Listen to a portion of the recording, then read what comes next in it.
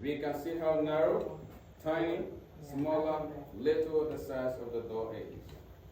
One simple question that many people always ask is this: why the size of the door? Why too narrow? Why too tiny? They did that for three main reasons. One, to control the enslaved Africans. Two, for easy counting, one at a time. Three, to dehumanize those that were captured. But narrowing the door into this size did not suggest that those that were captured were not strong they were. But due to the dehumanizing condition that these people were subjected into, with little food being given to sustain them, on their way to the dungeons, they were losing weight. In the dungeons, they kept on losing weight.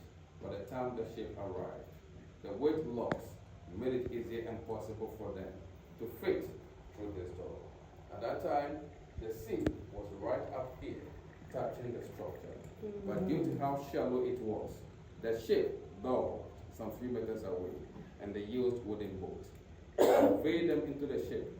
They were parked in the holding below deck as if they were not humans, and the journey across the ocean began. As said repeatedly, to them, they never knew where they were going. They never knew how long the passage would be. The conditions of the ship, they had no knowledge about it. So there was no point that things became better. As situations or conditions worsened from one point to the other. Today, as proud descendants, we have connected, we experienced this. But if these walls, which are the original walls, are humans and they have mouth to speak, they would have spoken better than me. Why? The tears were seen by the walls. Their pains were felt by the walls.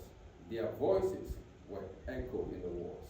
But there was no one around them to give them a consolation. Why? Those that would have done that, they had been separated from for good. This reminds me of an old African proverb who says this: until the lion learned how to write its own story, the hunt will always glorify the hunter. In other words, until the lions have their own history, the hunter will always be a hero. Today, if enough one says us were to be alive, the narrative would have been divided out and shared. They wanted to come, but they couldn't because it was impossible at the time. But as a proud descendant, you have made such a dream a reality.